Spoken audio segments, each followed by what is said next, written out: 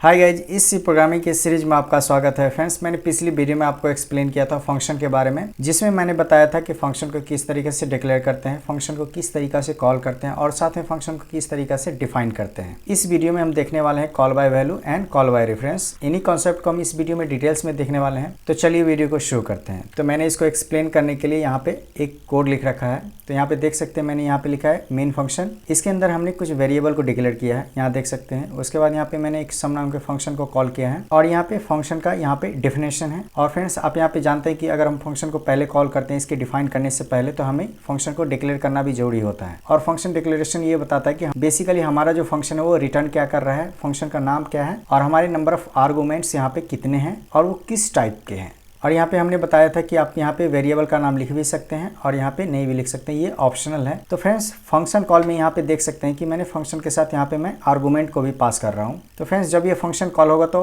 Control अपना जो है सो इसको डेफिनेशन सर्च करेगा और एट द सेम टाइम ये जो है सो अपने डिक्लेरेशन को भी मैच करेगा कि इसका रिटर्न टाइप, इसका नाम और इसका जो हमारा आर्गुमेंट है वो सेम है या नहीं। तो देख सकते हैं यहाँ पे इसका आर्गुमेंट भी सेम है। तो फ्रेंड्स, फंक्शन कॉल में क्या हो रहा था, यहाँ पे जो देख रहे हैं फ्रेंड्स, ये आर्गुमेंट बेसिकली क्या हो रहा था, हमारे फंक्शन डेफिनेशन की इस वाले वेरिएबल में कॉपी हो रहा था। उसी तरीका से दूसरा आर्गुमेंट जो है सो हमारे इस वेरिएबल में कॉपी हो रहा था। तो बेसिकली फंक्शन कॉल करने का हमारे पास दो तरीका होता है। एक तो होता है कि फंक्शन को उसके वैल्यू से कॉल करो, यानी कॉल बाय वैल्यू, और दूसरा तरीका होता है कॉल बाय रेफरेंस, यानी उसके एड्रेस से कॉल करो। उससे पहले आपको कुछ टर्मिनोलॉजी को समझना पड़ेगा कि जैसे यहाँ पे फंक्शन कॉल में हम जो भी पास कर रहे हैं, यहाँ पे ये जो 10 है बेसिकली ए का वैल्यू है फ्रेंड्स, और बी का वैल्यू कितना है 20। आप यहाँ पे ए एंड बी भी लिख सकते हैं। फिलहाल आपको मैंने एक्सप्लेन करने के लिए यहाँ पे मैंने डायरेक्ट वैल्यू लिख रखा है। तो फ्रेंड्स, यहाँ पे जो देख रहे हैं आप आर्गुमेंट है, बेसिकली इन दोनों आर्गुमेंट को हम क्या बोलेंगे यहाँ पे, एक्चुअल पैरामीटर। और जहाँ पे हमारा वैल्यू रिसीव हो रहा है, यानी ये देख सकते हैं फंक्शन डेफिनेशन में ये जो वेरिएबल है, इन दोनों वेरिएबल को हम बोलेंगे फॉर्मल पैरामीटर। तो फ्रेंड्स, आपने देख लिया कि जो फंक्शन कॉल में जो भी पास करते हैं उसे हम एक्चुअल पैरामीटर बोलते हैं। और जहाँ हमारा वैल्यू रिसीव हो रहा है फ्रेंड्स, यहाँ पे हमने सेम वेरिएबल लिया है। आप यहाँ पे डिफरेंट वेरिएबल भी ले सकते हैं। फिलहाल मैंने यहाँ पे सेम ही वेरिएबल लेना है क्योंकि मुझे अच्छे से इसको एक्सप्लेन करना है। जब भी हम फंक्शन कॉल करते हैं, ये जो हमारा एक्चुअल पैरामीटर होता है वो बेसिकली फॉर्मल पैरामीटर में स्टोर होता है। और इसके अलावा भी आपको दो टर्मिनोलॉजी है, एक तो है फ्रेंड्स आर्गुमेंट और दूसरा है पैरामीटर। जब यह फंक्शन को स्टडी करते हैं तो ये दो टर्मिनोलॉजी आपको देखने को मिलेगा। तो इसमें स्टूडेंट कंफ्यूज हो जाता है कि इसमें आर्गुमेंट कौन सा है और पैरामीटर कौन सा है। तो फ्रेंड्स, जहाँ भी फंक्शन कॉल करते हैं, जिसको फ्रेंड्स हमने यहाँ पे एक्चुअल पैरामीटर बोला है, एक्चुअली इसी को हम लोग आर्गुमेंट बोलते हैं। और जहाँ पे वैल्यू रिसीव हो रहा है, जिसको मैं फॉर्मल पैरामीटर बोल रहा हूँ, इसको आप सिंपली पैरामीटर भी आप बोल सकते हैं। और यहाँ पे देख रहे हैं फंक्शन डिक्लेरेशन में ये जो वेरिएबल है, इसको भी हम, इनके अलावा एक और कॉन्सेप्ट है local variable and global variable. तो फ्रेंड्स, ये क्या होता है, तो जैसे आप यहाँ पे देख सकते हैं मेन फंक्शन में हमने दो वेरिएबल को डिक्लेयर किया है, एक ए नाम का वेरिएबल है, दूसरा बी नाम का वेरिएबल। तो फ्रेंड्स, इस केस में क्या होगा, इसका जो स्कोप होगा ना, इसी मेन फंक्शन तक होगा। अगर सपोज इसके बाहर अगर सपोज हम एक्सेस करेंगे तो हमें एरर देखने को मिलेगा। इसीलिए ये जो वेरिएबल है इसका स्कोप इस यहीं तक लिमिटेड है, इसीलिए इसको लोकल वेरिएबल बोला जाता है। और दूसरा होता है ग्लोबल वेरिएबल। ग्लोबल वेरिएबल को समझने के लिए यहाँ पे मैं एग्जांपल ले रहा हूँ। यहाँ पे देख सकते हैं मैंने एक मेन फंक्शन लिखा है और यहाँ पे मैं इस मेन फंक्शन में एक सम नाम का फंक्शन कॉल कर रहा हूँ और इस सम का डेफिनेशन यहाँ पे है। और इसके अलावा इस सम नाम के फंक्शन के अलावा एक और फंक्शन ले रहा हूँ जिसका नाम है सबस्ट्रैक्ट, उसको मैं यहाँ पे डिफाइन किया हूँ। और फ्रेंड्स, जानते हैं कि मैंने फंक्शन को कॉल किया है डिफाइन करने से पहले, तो हमें इसे डिक्लेयर भी करना होगा, जो कि आप यहाँ पे देख सकते हैं मैंने यहाँ पे डिक्लेयर कर लिया है। और दूसरा फंक्शन मैंने डिफाइन किया है तो इसको भी हमें डिक्लेयर करना पड़ेगा और साथ में मैं इसे कॉल कर लेता हूँ। और फ्रेंड्स, और इसके अलावा आप यहाँ पे देख सकते हैं कि हमने एक और वेरिएबल को, जिसको मेन फंक्शन के बाहर मैंने डिक्लेयर किया है और साथ में इनिशियलाइज भी किया है। बेसिकली फ्रेंड्स, इसी को बोलते हैं ग्लोबल वेरिएबल। अब ये ग्लोबल वेरिएबल क्या होता है, तो ग्लोबल वेरिएबल ये होता है कि इसका जो स्कोप होता है वो ग्लोबल होता है। इसका क्या मतलब है, इसका मतलब ये हुआ कि इसको हम मेन फंक्शन में भी एक्सेस कर सकते हैं, ये सम वाले फंक्शन में भी एक्सेस कर सकते हैं, और ये सबस्ट्रैक्ट नाम के फंक्शन है, इसको हम यहाँ से भी एक्सेस कर सकते हैं। जबकि लोकल वेरिएबल के केस में क्या होता है कि जैसे आप यहाँ पे देख सकते हैं ए नाम का वेरिएबल है, इसका स्कोप इसी सम वाले फंक्शन तक लिमिटेड है, और ये जो बी नाम का वेरिएबल है इसका जो स्कोप है सिर्फ यहीं तक लिमिटेड है, जैसे कि आपने मेन फंक्शन के केस में देखा था। अब मैं इस फंक्शन को रन करके दिखाता हूँ कि आपको आउटपुट क्या मिलेगा। तो मैं यहाँ पे लिख लेता हूँ आउटपुट। तो सबसे पहले फंक्शन एग्जीक्यूशन होगा, तो मेन फंक्शन से स्टार्ट होगा। फर्स्ट लाइन आप यहाँ पे देख रहे हैं, मैंने x का वैल्यू यहाँ पे प्रिंट करवा रहा हूँ, और x का वैल्यू क्या है, हमारा ग्लोबल वेरिएबल है, यानी हमारा जो वैल्यू आउटपुट होगा कितना होगा 10। आपको यहाँ पे कोई एरर नहीं आएगा। आप देख सकते हैं कि ये जो x नाम का वेरिएबल है इस मेन वाले फंक्शन में आपने कहीं नहीं डिक्लेयर किया है, इसको मैंने ग्लोबल रखा है, यानी मेन फंक्शन से भी बाहर मैंने यहाँ पे इसको डिफाइन किया है। उसके बाद अगला स्टेटमेंट है सम, यानी मैं सम नाम के फंक्शन को कॉल कर रहा हूँ। तो क्या होगा, ये सबसे पहले इससे डेफिनेशन के पास जाएगा, ये वाली फंक्शन यहाँ पे रन होगा, यानी इंट ए नाम का वेरिएबल मैंने डिक्लेयर किया है, और ए नाम के वेरिएबल में मैं क्या कर रहा हूँ, ग्लोबल वेरिएबल में 5 ऐड कर रहा हूँ, यानी ग्लोबल वेरिएबल का वैल्यू कितना है x का 10, और उसमें 5 ऐड करूंगा तो हमारा वैल्यू कितना हो जाएगा a का 15, और मैं इसको प्रिंट करवा लेता हूँ, यानी आपको अगला आउटपुट क्या कितना मिलेगा 15। और इसी तरीका से जैसे ही ये क्लोजिंग ब्रैकेट इनकाउंटर होगा, ये हमारा कंट्रोल वापस चला जाएगा, और नेक्स्ट लाइन में ये सबस्ट्रैक्ट नाम के फंक्शन कॉल होगा, फिर से सेम प्रोसेस फॉलो होगा। यहाँ पे देख सकते हैं बी नाम के वेरिएबल मैंने क्या किया है, ये जो ग्लोबल वेरिएबल है उसमें से मैंने 7 को सब्सट्रैक्ट किया है, और इसमें कितना अपडेट वैल्यू हो जाएगा, 10 में से 7 जाएगा तो कितना होगा 3, और मैंने यहाँ पे प्रिंट कराया तो फाइनल इसका वैल्यू कितना हो जाएगा 3। और यहाँ पे आपको कोई एरर देखने को नहीं मिलेगा, नो एरर देखने को मिलेगा, क्योंकि ये जो हमारा ग्लोबल वेरिएबल है इसका स्कोप ग्लोबल है, यानी इसको कहीं से भी एक्सेस कर सकते हैं। जबकि लोकल वेरिएबल के केस में क्या होता है, वो उसी फंक्शन तक लिमिटेड होता है। जैसे इस मेन वाले फंक्शन में इसका स्कोप यहीं तक होगा, इस वाले सम वाले फंक्शन में इस यहाँ पे जितने भी वेरिएबल डिक्लेयर्ड है इसका स्कोप यहीं तक होगा। तो आई होप कि आपको जो है so actual parameter, formal parameter और ग्लोबल वेरिएबल और इसके स्कोप के बारे में अच्छे से आइडिया हो गया। अब चलिए देखते हैं कॉल बाय वैल्यू। तो फ्रेंड्स, कॉल बाय वैल्यू को समझने के लिए मैंने यहाँ पे सेम कोड को लिख रखा है। यहाँ देख सकते हैं सेम फंक्शन डिक्लेरेशन, और यहाँ मेन फंक्शन में मैं यहाँ क्या कर रहा हूँ, यहाँ पे 2 वेरिएबल को मैंने डिक्लेयर किया और साथ में यहाँ पे इनिशियलाइज किया है। तो क्या होगा, इस हमारे मेन वाले फंक्शन के लिए मेमोरी एलोकेट होगा, यानी कुछ इस तरीका से। ये सपोज एज्यूम कीजिए कि ये हमारा मेन फंक्शन है, इस मेन फंक्शन के अंदर जो वेरिएबल है ए एंड बी, तो इसके लिए हमारा मेमोरी एलोकेट होगा। ए नाम का वेरिएबल है और यहाँ पे बी नाम का वेरिएबल है हमारे मेन फंक्शन में। और फ्रेंड्स, अगर ये हमारा वेरिएबल है तो इसका कुछ न कुछ एड्रेस होगा। तो मैं एज्यूम करके चलता हूँ कि इसका एड्रेस 100 है, और बी नाम का जो वेरिएबल है उसका एड्रेस कितना है 200। फ्रेंड्स, जब मैं इसको VS कोड पे मैं आपको एक्सप्लेन करूंगा तो इसका एड्रेस कुछ और भी दिख सकता है। मैं अपनी सुविधा के लिए मैं सिंपल सा कोई वैल्यू ले लिया हूँ कि इसका एड्रेस 100 है और बी नाम के वेरिएबल का एड्रेस कितना है 200। उसके नेक्स्ट लाइन में आप यहाँ पे देख सकते हैं, मैं यहाँ पे क्या कर रहा हूँ, फंक्शन कॉल कर रहा हूँ। तो फ्रेंड्स, क्या होगा, फंक्शन कॉल जैसे ही होगा तो ये हमारा कंट्रोल कहाँ आएगा, इसके डेफिनेशन को सर्च करेगा, एट द सेम टाइम इसके जो डिक्लेरेशन है इसको वैलिडेट करेगा, देखेगा कि दोनों सेम है। तो क्या होगा फ्रेंड्स, यहाँ पे हमारा ये जो एक्चुअल पैरामीटर है वो क्या होगा, हमारे फॉर्मल पैरामीटर में यहाँ पे जो है सो वैल्यू स्टोर हो जाएगा, यानी ये जो हमारे सम नाम के फंक्शन इनके लिए भी मेमोरी एलोकेट होगा, और यहाँ पे जो वेरिएबल है इसके लिए भी मेमोरी एलोकेट होगा। यानी यहाँ पे देख सकते हैं ए नाम का वेरिएबल है, दूसरा बी नाम का वेरिएबल है, और इसका जो एड्रेस है इसका 300 है, और बी का एड्रेस कितना है 400 है। और फ्रेंड्स, यहाँ पे मैंने सेम टू सेम वेरिएबल लिया, आप डिफरेंट भी ले सकते हैं। बाकी सेम लेने का क्या बेनिफिट है वो मैं अभी आपको एक्सप्लेन करता हूँ। तो क्या होगा फ्रेंड्स, जैसे ही हमारा ये फंक्शन कॉल होगा तो ये हमारे एक्चुअल पैरामीटर में से जो भी हमारा वैल्यू होगा वो हमारा फॉर्मल पैरामीटर में क्या होगा, कॉपी हो जाएगा कुछ इस तरीका से। तो ए का वैल्यू कितना हो जाएगा हमारा 10, एंड बी का वैल्यू कितना हो जाएगा 20। उसके बाद फ्रेंड्स, आप यहाँ पे देख सकते हैं ये फंक्शन रन होगा, यानी ये कोड एग्जीक्यूट होगा यहाँ पे। और इसके बाद यहाँ पे मैं कुछ चेंजेस कर रहा हूँ, यानी ए का वैल्यू को मैं अपडेट करके कितना कर रहा हूँ 20। तो यहाँ पे मैं इसे मिटा रहा हूँ और इसे मैं 20 कर देता हूँ। और बी का वैल्यू यहाँ पे कितना है, बी का वैल्यू को अपडेट करके कितना बता रहा है 10 कर दो, तो मैं इसे 10 कर देता हूँ। तो देख सकते हैं हमने इस फंक्शन में जो हमारा मेन फंक्शन में हमने वैल्यू पास किया था 10 एंड 20, ए का वैल्यू 10 था, बी का वैल्यू 20। मैंने इसको सम वाले फंक्शन में मैंने क्या किया है, ए का वैल्यू को 20 कर दिया है और बी के वैल्यू को मैंने क्या किया है 10 यहाँ पे कर दिया है। और जैसे ही हमारा क्लोजिंग ब्रैकेट इनकाउंटर होगा तो हमारा कंट्रोल कहाँ जाएगा, इस सम वाले फंक्शन में। और उसके नेक्स्ट लाइन में आप यहाँ पे देख सकते हैं, मैं यहाँ पे ए एंड बी का वैल्यू प्रिंट करवा रहा हूँ, यानी हमारा जो आउटपुट होगा वो क्या होगा, ए का वैल्यू क्या होगा और बी का वैल्यू क्या होगा। आप एक्सपेक्ट कर रहे होंगे कि मैंने यहाँ पे जब मैंने फंक्शन कॉल किया था तो ए का वैल्यू 10 था, बी का वैल्यू 20 था, लेकिन मैंने यहाँ पे तो अपडेट कर दिया है, तो ए का वैल्यू कितना होना चाहिए 20 और बी का वैल्यू 10। तो बेसिकली फ्रेंड्स, ये हमारा आउटपुट नहीं होगा, ये गलत आउटपुट है। हमारा आउटपुट होगा ए का वैल्यू होगा 10 एंड बी का वैल्यू होगा 20। ऐसा क्यों? तो फ्रेंड्स, यही जो है सो कॉल बाय वैल्यू है। कॉल बाय वैल्यू के केस में क्या होता है, जब भी आप फंक्शन कॉल करते हैं तो फ्रेंड्स यहाँ पे जो सम नाम के फंक्शन है इसके अंदर जो भी हमारा वेरिएबल डिफाइंड है, इस वेरिएबल का स्कोप जो है सो सिर्फ इसी फंक्शन तक है। आप यहाँ कोई भी चेंजेस करेंगे वो आपको मेन वाले फंक्शन में यहाँ पे आपको कुछ भी रिफ्लेक्ट नहीं होगा। वो क्यों नहीं रिफ्लेक्ट होगा, इसको मैं एक एनालॉजी से मैं आपको एक्सप्लेन करता हूँ। सपोज यहाँ पे मेरा कुछ ओरिजिनल पेज है और उसमें कुछ कंटेंट लिखा हुआ है, जैसे एग्जांपल के लिए मैं यहाँ पे लिखता हूँ A, B and C, और किसी जीरोक्स वाले शॉप पे आप जाते हो और इसे आप फोटो कॉपी करवा लेते हो।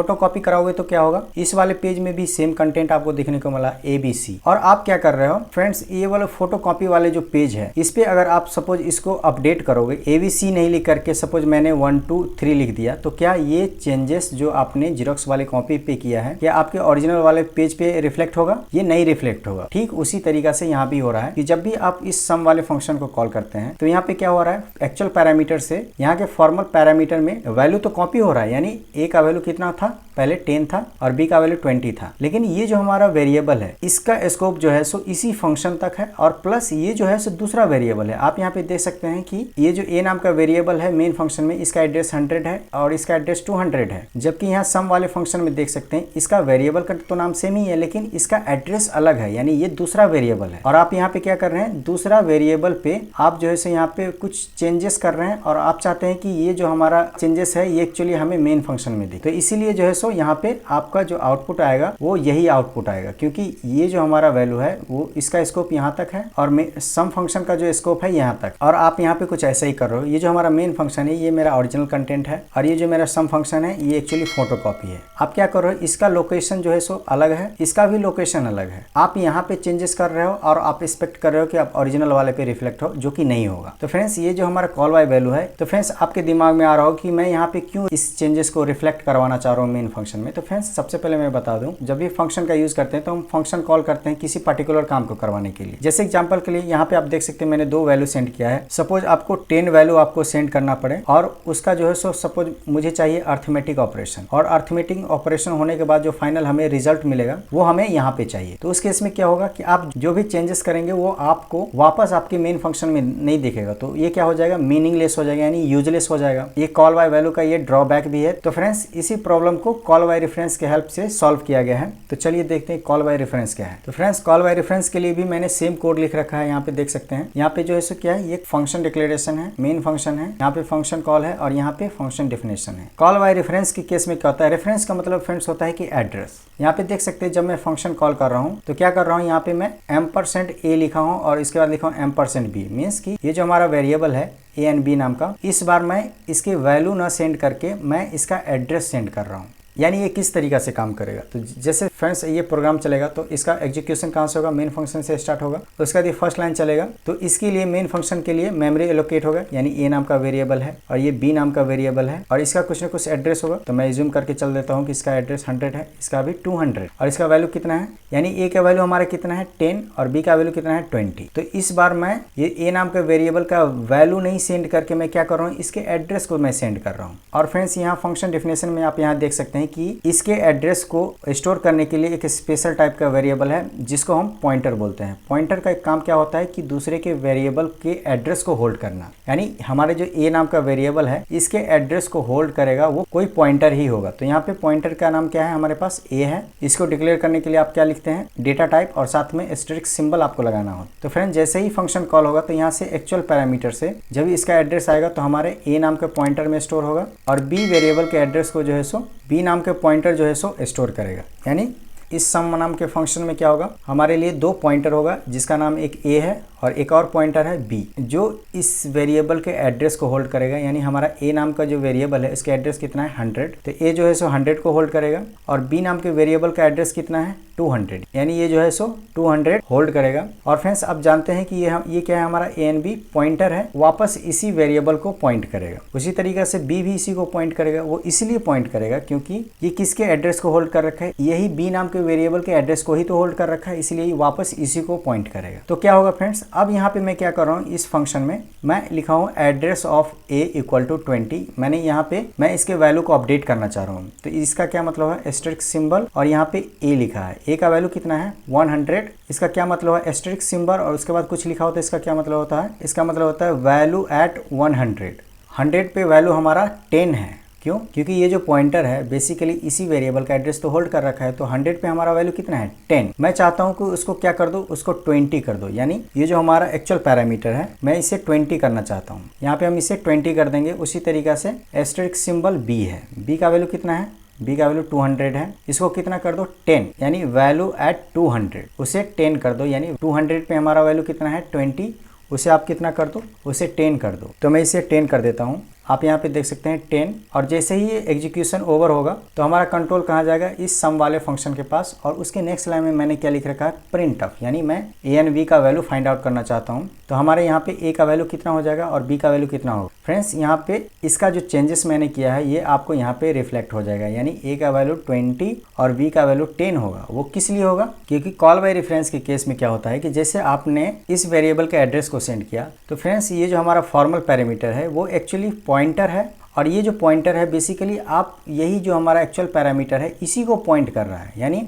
आप जो है सो ओरिजिनल कंटेंट में ही आप चेंजेस कर रहे हैं। तो जब भी ये हमारा कंट्रोल वापस आएगा और इसमें आप ए एंड बी का वैल्यू आप चेक करेंगे तो ये आपको जो भी आपने इस फंक्शन में चेंजेस किया है ये आपको यहाँ पे रिफ्लेक्ट हो जाएगा। यानी कुछ इस तरीका से समझते हैं कि जैसे मैंने ओरिजिनल कोई पेज है उसमें मैंने क्या लिखा था, ABC लिखा था, और आप पॉइंटर के हेल्प से क्या कर रहे हैं, इस बार ओरिजिनल कंटेंट को ही आप अपडेट कर रहे हैं। तो क्या होगा, जो भी आपने अपडेट किया है वो तो रिफ्लेक्ट होगा ही। जबकि कॉल बाय वैल्यू के केस में क्या हो रहा था, हमारे पास इस फंक्शन में एक सेपरेट मेमोरी लोकेशन क्रिएट हो रहा था और जो हमारा वेरिएबल था उसका लोकेशन अलग था, इसीलिए हम जो भी यहाँ पे चेंजेस करते थे वो वापस हमारे मेन मेमोरी में कुछ भी रिफ्लेक्ट नहीं होता था। अब चलिए फ्रेंड्स देखते हैं कि call by value and call by reference में क्या डिफरेंस है। तो यहाँ पे देखते हैं कि कॉल बाय वैल्यू है और यहाँ पे कॉल बाय रेफरेंस है। तो सबसे पहले मैंने सेम फंक्शन लिखा है और कॉल बाय रेफरेंस के लिए भी मैंने सेम फंक्शन लिखा है। तो अब यहाँ पे एक्सप्लेन करता हूँ मैं कि जब मैं कॉल बाय वैल्यू के केस में यहाँ पे फ्रेंड्स मैंने फंक्शन कॉल किया था तो मैंने क्या सेंड किया था, इसके वैल्यू को सेंड किया था। तो जब ये इस फंक्शन में आएगा तो क्या होगा, यहाँ पे जो वेरिएबल है इसका स्कोप कहाँ तक है, इसी फंक्शन तक है, और ये जो हमारा वेरिएबल है इसका लोकेशन डिफरेंट है, मीन्स नेम तो सेम है, यानी ये जो हमारा मेन फंक्शन में जो वेरिएबल है इसका लोकेशन अलग है और हमारे जो सम नाम के फंक्शन है इसका लोकेशन अलग है। यानी इनिशियली मैंने यहाँ पे क्या लिया था 10, यहाँ पे 20 फंक्शन कॉल किया था। जैसे यहाँ पे आर्गुमेंट पास हुआ तो हमारे इस वाले फंक्शन के वेरिएबल में कितना आ गया 10 और इसमें 20 आ गया। मैं उसके बाद मैं इसको अपडेट कर रहा हूँ, यानी 10 से मैंने कितना कर दिया 20 और 20 से को कितना कर दिया 10, लेकिन इसका स्कोप तो यहीं तक है। और दूसरी बात ये जो है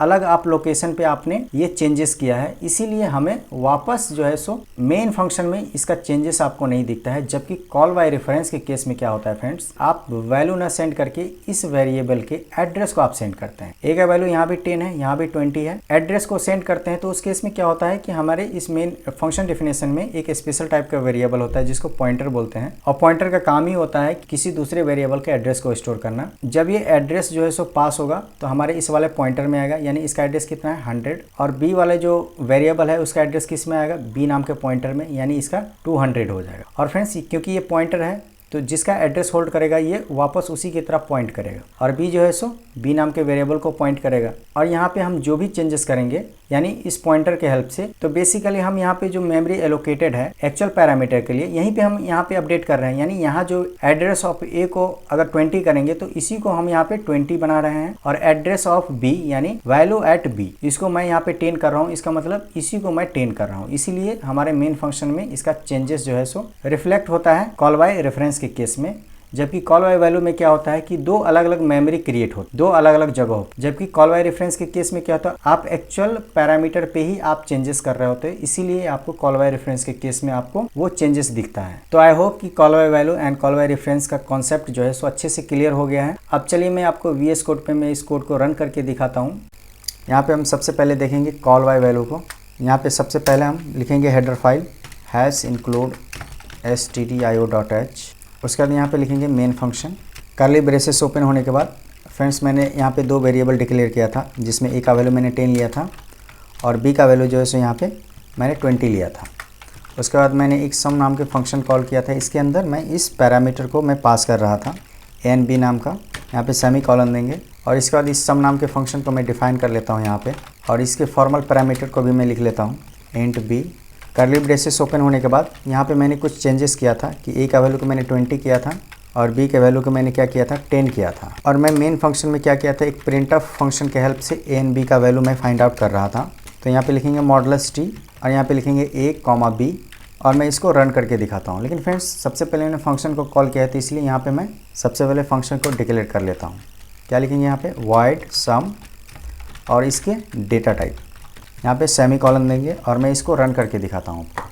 सेव करने के बाद मैं इसको रन करके दिखाता हूँ। यहाँ पे देख सकते हैं ए का वैल्यू कितना है 10 एंड बी का वैल्यू 20, मीन्स कि हमारा जब ए एंड बी का वैल्यू यहाँ पे फॉर्मल पैरामीटर में यहाँ पास हो रहा है। यहाँ पे अपडेट करने के बाद भी फ्रेंड्स आप यहाँ पे देख सकते हैं कि हमें ये रिफ्लेक्शन मेन फंक्शन में नहीं दिखता है। क्यों? क्योंकि ये जो मेरा वेरिएबल है इसका एड्रेस अलग है और ये लोकल फंक्शन है। जैसे मैं एग्जांपल के लिए अगर मैं यहाँ पे इसके वैल्यू को फाइंड आउट करना चाहता हूँ, मॉडुलस टी, यहाँ पे लिखेंगे मॉडुलस टी कॉमा दे करके ए एंड बी, तो आपको ये चेंज सिर्फ इसी फंक्शन में दिखेगा, यानी सम वाले फंक्शन में। तो इसको आइडेंटिफिकेशन के लिए मैं यहाँ पे लिख देता हूँ, मैं यहाँ पे लिख देता हूँ इन सम फंक्शन, और मैं यहाँ पे लिख देता हूँ इन मेन फंक्शन, ताकि ये पता चले कि ये जो प्रिंट ऑफ स्टेटमेंट है ये मेन फंक्शन का है और ये जो है हमारा सम फंक्शन का है। तो मैं इसका रन करके दिखाता हूँ इन सम फंक्शन, क्योंकि फ्रेंड्स देख सकते हैं मेन फंक्शन में क्या है, मैंने सबसे पहले मेन फंक्शन कॉल कर रहा हूँ तो सबसे पहले कंट्रोल सम वाले फंक्शन में आएगा। तो यहाँ पे देख सकते हैं इन सम फंक्शन ए का वैल्यू कितना है 20 और बी का वैल्यू 10, यानी यहाँ पे जो हमने चेंजेस किया है वो यहीं तक विजिबल होगा। और इन मेन फंक्शन ए का वैल्यू कितना है 10 एंड बी का वैल्यू 20 है। ऐसा क्यों? क्योंकि ये वेरिएबल अलग है, इसका स्कोप अलग है और इसका स्कोप अलग है। जैसे मैंने आपको एक्सप्लेन किया था कि क्योंकि सम वाले फंक्शन में मैंने जो ये दो वेरिएबल लिया है ए एंड बी, इसका एड्रेस भी अलग है और इसका एड्रेस अलग है। तो चलिए देखते हैं कि इनका एड्रेस क्या है और इसका एड्रेस क्या है। तो सबसे पहले इन मेन फंक्शन में लिखेंगे, एड्रेस के लिए यहाँ पे लिखेंगे मॉडुलस यू, फॉर्मेट स्पेसिफायर है और यहाँ पे देंगे इससे पहले एड्रेस ऑपरेटर दोनों वेरिएबल के पहले, और इसी को मैं डुप्लीकेट कर लेता हूँ और सम वाले फंक्शन में मैं दे देता हूँ। इसको मैं सबसे पहले मैं डिलीट कर लेता हूँ। अभी दोनों फंक्शन में वेरिएबल का मैं एड्रेस देख रहा हूँ, यहाँ पे ले लेता हूँ इन सम, ताकि आपको ये पता चले कि ये जो प्रिंट ऑफ स्टेटमेंट है ये सम नाम के फंक्शन का है, ये प्रिंट ऑफ स्टेटमेंट। तो चलिए मैं इसको प्रिंट करके दिखाता हूँ। आप यहाँ देख सकते हैं इन सम ए का वैल्यू कितना है 64 एंड लास्ट में 72 है, और बी का वैल्यू कितना है 64273। यहाँ पे देख सकते हैं सबसे पहले फंक्शन कॉल होगा तो इसका सबसे पहले हमें एड्रेस दिखा रहा है ए एंड बी का, और मेन फंक्शन में ए का वैल्यू कितना है 300 एंड बी का वैल्यू 296। आप देख सकते हैं ये दोनों वेरिएबल नाम सेम है लेकिन ये दोनों वेरिएबल का एड्रेस अलग है और इनका स्कोप यहीं तक है, और मेन वाले फंक्शन में जो वेरिएबल है इसका स्कोप यहीं तक है। इसीलिए हम यहाँ पे जो भी चेंजेस कर रहे हैं वो आपको वापस रिफ्लेक्ट नहीं होगा, जो कि पता है ये कॉल बाय वैल्यू का क्या है, सबसे बड़ा ड्रॉबैक है। तो इसका सॉल्यूशन किस में है फ्रेंड्स? कॉल बाय रेफरेंस में। तो अब चलिए देखते हैं कि कॉल बाय रेफरेंस क्या है। अब फ्रेंड्स मैं कॉल बाय रेफरेंस के लिए मैं इसी कोड को यूज़ करूँगा। मैं यहाँ से कंट्रोल सी कर लेता हूँ और इसको जो है सो मैं कमेंट आउट कर देता हूँ, अदरवाइज़ ये हमको एरर मिलेगा। यहाँ पे देख सकते हैं कि मैंने सेम लिया है, सेम फंक्शन है, लेकिन कॉल बाय रेफरेंस के केस में क्या होता है फ्रेंड्स, यहाँ पे हम वैल्यू न सेंड करके इसके एड्रेस को सेंड करते हैं। तो इसलिए यहाँ पे एम्परसेंड यूज़ करेंगे और बी के लिए भी यहाँ पे एम्परसेंड यूज़ करेंगे। और मैं सबसे पहले इसको मैं डिलीट कर देता हूँ और यहाँ पे सम वाले फंक्शन में यहाँ भी मैं डिलीट कर देता हूँ। तो फ्रेंड्स इस बार जो फंक्शन कॉल में एड्रेस सेंड करूँगा, और ये जो हमारे फॉर्मल पैरामीटर है वो स्पेशल टाइप का वेरिएबल होना चाहिए, जो मैंने आपको बताया था कि ये पॉइंटर होता है। तो पॉइंटर को किस तरीक़ा से डिक्लेयर करते हैं फ्रेंड्स, आपको स्टार इसके पहले लगाना होता है और इस वाले पैरामीटर में भी आपको स्टार लगाना पड़ेगा। और आपको जो भी चेंजेस करना है तो पॉइंटर के केस में आपको एस्टेरिस्क सिंबल यूज़ करके उस वैल्यू को एक्सेस कर सकते हैं। तो यहाँ भी हम एस्टेरिस्क सिंबल का यूज़ करेंगे और ये जो हमारा चेंजेस है ये आपको इस बार मेन फंक्शन में दी जाएगा। और मैं यहाँ पे मेन फंक्शन में यहाँ पे ए एंड बी का वैल्यू प्रिंट कर लेता हूँ। कॉमा दे के लिखेंगे ए कॉमा बी, यहाँ पे सेमी कॉलन देंगे। और फ्रेंड्स यहाँ पे देख सकते हैं मैं इसको रन करके आपको दिखाता हूँ। लेकिन उससे पहले फ्रेंड्स ये जो हमारा क्या है पॉइंटर है, तो हमारा जो फंक्शन डिक्लेरेशन होगा वहाँ भी आपको जो है सो यहाँ पे एस्टेरिस्क सिंबल यूज़ करना पड़ेगा, अदरवाइज आपको एरर मिलेगा। और इसे मैं कंट्रोल एस कर लेता हूँ और मैं इसे रन करके दिखाता हूँ। यहाँ पे देख सकते हैं ए का वैल्यू कितना है 20 एंड बी का वैल्यू 10 है, यानी इस बार जो आपने चेंजेस किया है वो आपको मेन फंक्शन में दिख रहा है। क्यों? क्योंकि ये पॉइंटर जो है सो वापस हमारे ओरिजिनल जो एक्चुअल पैरामीटर है इसी को पॉइंट कर रहा होता है पॉइंटर के केस में, इसीलिए हमें मेन फंक्शन में ये विजिबल है। और इस बार जो है सो हमारे मेन फंक्शन में ए एंड बी नाम के वेरिएबल, इसके लिए 2 बार मेमोरी क्रिएट नहीं हुआ है क्योंकि हमारा वेरिएबल एक ही है और उसी पे मैं चेंजेस कर रहा हूँ। तो इसको चेक करने के लिए तो इसके एड्रेस को हम यहाँ पे प्रिंट करके देखते हैं। तो चलिए मैं यहाँ से एक प्रिंट ऑफ कॉपी कर लेता हूँ और यहाँ पे लिख लेता हूँ। यहाँ पे देख सकते हैं मॉडुलस यू मैंने यहाँ पे लिया है, address A and address B. मैं देखना चाहता हूँ कि इस हमारे जो वेरिएबल है इसके एड्रेस क्या है, और इस वाले फंक्शन को मैं यहाँ पे कमेंट आउट कर देता हूँ। यहाँ पे मैं चेंज कर देता हूँ, ये मेन फंक्शन में है हमारा प्रिंट ऑफ, और इसी को मैं फिर से कॉपी करके सम वाले वेरिएबल के एड्रेस को मैं यहाँ पे देख रहा हूँ। तो यहाँ पे हम यहाँ पे चेंज कर लेंगे थोड़ा सा इन सम, क्योंकि फ्रेंड्स ये हमारा क्या है पॉइंटर, तो आपको सिंपली आपको इसके एड्रेस चेक करने के लिए इसके वैल्यू को ही आपको फाइंड आउट करना है, क्योंकि पॉइंटर एड्रेस को ही होल्ड करता है। इसलिए हम यहाँ पे सिंपल कोई भी एड्रेस ऑपरेटर यूज़ नहीं करेंगे और इसका जो है सो हम यहाँ पे प्रिंट करने वाले हैं। तो सबसे पहले यहाँ पे मैं स्लैश n दे देता हूँ ताकि आपको नई लाइन में आउटपुट दिखे, और मैं इसको रन करके दिखाता हूँ। आप देख सकते हैं कि यहाँ पे मेन फंक्शन से स्टार्ट होगा और सबसे पहले हमारे सम वाले यानी इस वाले वेरिएबल के एड्रेस को दिखा रहा है। तो सब क्योंकि सबसे पहले फंक्शन कॉल होगा तो देख सकते हैं इन सम ए का वैल्यू कितना है 300 एंड बी का वैल्यू लास्ट में 64 और 296 समथिंग है। और उसके बाद जो है सो हमारे मेन फंक्शन में भी एड्रेस सेम दिखा रहे हैं यानी जो सम में ए का वैल्यू है वही हमारे मेन में भी ए का वैल्यू है और जो हमारे बी का वैल्यू सम में है वही वैल्यू हमारे मेन वाले फंक्शन में। मीन्स कि पॉइंटर जो है सो वापस एक्चुअल पैरामीटर पे ही वो चेंजेस करता है। तो आई होप कि ये जो सारा कॉन्सेप्ट है आपको क्लियर हो गया होगा। और फ्रेंड्स ये जितने भी कोड है मैं आपको डिस्क्रिप्शन में दे दूंगा। तो अगर वीडियो पसंद आया हो, अगर आपको हेल्पफुल लगा हो तो प्लीज़ चैनल को सब्सक्राइब, लाइक और शेयर कर देना। इस वीडियो में इतना ही, मिलते हैं अगले वीडियो में।